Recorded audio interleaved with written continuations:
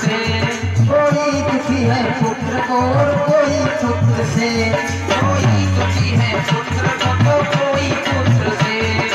अरे अपनी अपनी किस्मत है जो हरि ने लिखी है, अपनी अपनी किस्मत है जो हर ने लिखी है।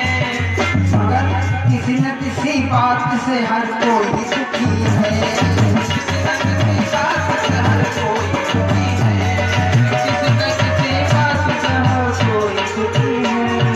संसार में भगवान ने सर्व सुख किसी को नहीं दिए, कोई न कोई कष्ट हर इंसान के लिए परमात्मा ने भेजे। आज हिरण्यकश्यप जो था भगवान की तपस्या करने के लिए चला है। मेरे भाइयों, जब चला है इधर देवताओं में खलबली मच गई। देवता कहने लगे अरे जाति का राक्षस है, अगर इसने तपस्या कर ली तो हमारा राज्य कहाँ जाएगा। इंद्र घबरा गया। अरे दशानी हारी, अरे देवराज ने मन में गौ घबराई।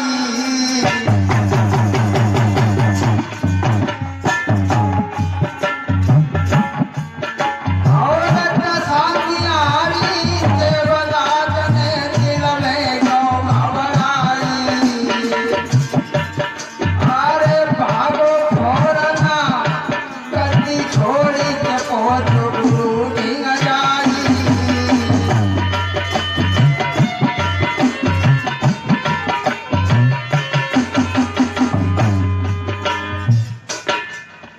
देवराज इंद्र ने देखा कि राक्षस है, अगर इसने तपस्या कर ली तो हमारा राज्य चला जाएगा।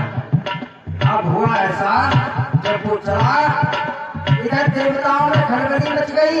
सब देवता एकत्रित हुए और जाकर के गुरु बृहस्पति देव के पास में पहुंचे। बोले गुरु जी अब हमारी रक्षा करो। बृहस्पति देव कहने लगे क्या बात है देवताओं। बोले हिरण्यकश्यप तपस्या करने के लिए जा रहा है, अगर उसने तपस्या पूरी कर ली तो हमारा राज्य कहाँ जाएगा। गुरु बृहस्पति देव कहने लगे देवताओं चिंता मत करो, हम उसे तपस्या करने नहीं देंगे।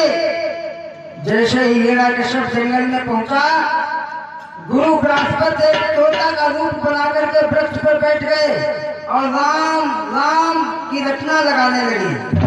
हिरण्यकश्यप ने देखा ये तो हमारे बैरी का नाम ले रहा है, ये तपस्या नहीं होने देगा। हिरण्यकश्यप घर आ गया।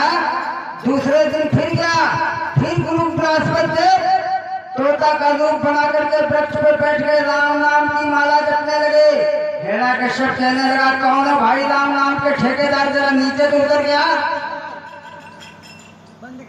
जैसे ही आवाज लगाई हिरण्यकश्यप सोचने लगा अब ये तपस्या नहीं होने देगा। घर जब लौट करके आया, रानी क्यादू पूछने लगी महाराज आज क्या बात है, आप तो तपस्या करने के लिए गए थे, आप लौट क्यों आए। हिरण्यकश्यप कहने लगा प्यारी क्या बताऊं, रास्ते में मुझे एक तोता मिल गया था, वो राम नाम रट रहा था। क्यादू कहने लगी क्या कहा महाराज, वो तोता क्या कह रहा था। कहने लगा तुम बार बार क्यों पूछ रहे हो, वो राम नाम रट रहा था। क्यादू ने हिरण्यकश्यप से 101 बार राम नाम कहलवा लिया। अब जो हिरण्यकश्यप था, जो तमोगणी था वो दुजोगणी हो गया, और तमोगणी जीव कभी तपस्या या भगवान का भजन नहीं कर सकता है। अब हिरण्यकश्यप तीसरे दिन जब चला तो जाकर के बहुत तपस्या हिरण्यकश्यप ने की। भगवान ब्रह्मा प्रकट हुए, बोले हिरण्यकश्यप मांग ले तेरी क्या इच्छा है। हिरण्यकश्यप कहने लगा महाराज आप आ गए, बोले हाँ तुम्हारी इच्छा हो वो मांग लो।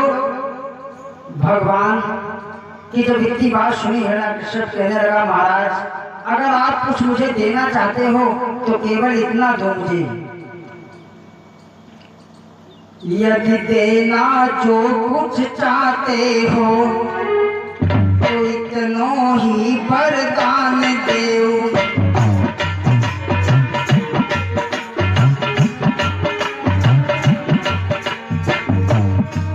यदि देना ही कुछ चाहते हो तो इतनो ही वरदान देओ।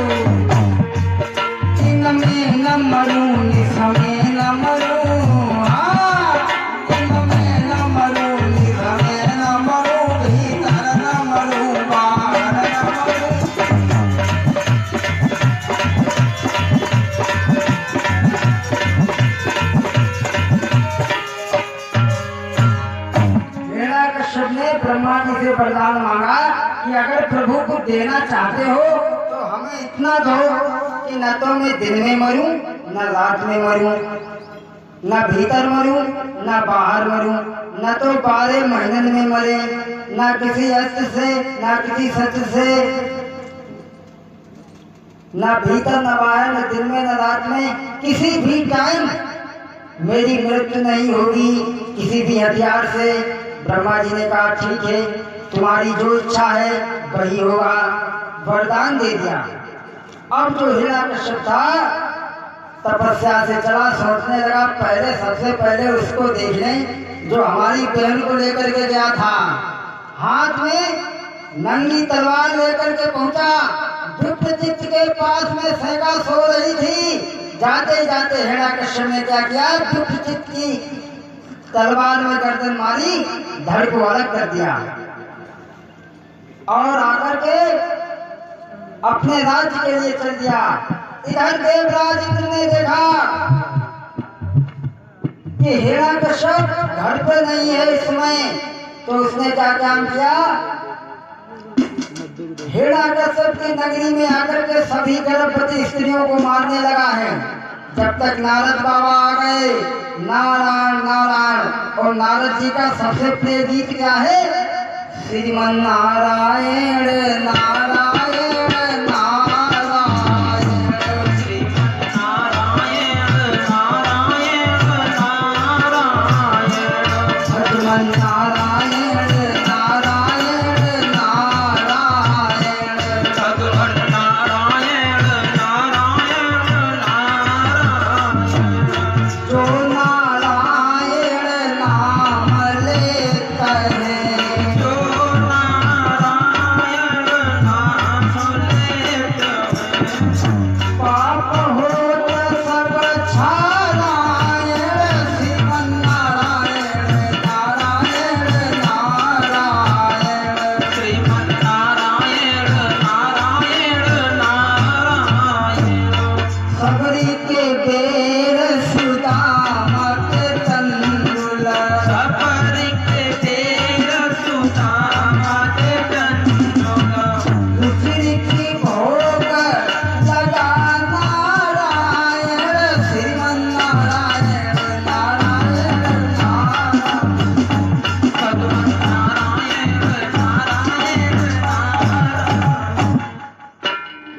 देव श्री नारद आ जाते हैं और इंद्र को आकर के रोका, इंद्र ऐसा पाप मत करो, तुम हिरण्यकश्यप की रानी के उदर में ऐसा पुत्र पैदा होगा जो अपने बाप का भी नामो निशान मिट देगा, ऐसा भक्त पैदा होगा। नारद की बात को मान करके इंद्र लौट जाता है और इधर हिरण्यकश्यप अपने राज्य में आया तो उसने एक नई कानून बनाई। देखो हमारे राज्य में हवन कीर्तन पूजा पाठ संपन्न, अरे जितना घी पूजा पाठ में लगाते हो उतना खाओ, शरीर को बनाओ, खाली मुड़ी में क्यों जला रहे हो। हर जगह पर टैक्स बढ़ा दिया, शौचालय में भी टैक्स बढ़ा दिया उसने, गाड़ियों में भी टैक्स लगा दिया, हर चीज में टैक्स। अब तो हिरण्यकश्यप का उपद्रव बहुत ज्यादा बढ़ गया। इधर धीरे धीरे जब समय बीता तो रानी क्यादु के गर्भ से भक्त प्रहलाद का जन्म होता है। जब जन्म हुआ तो बड़ा ही खुशी महल में छाई है।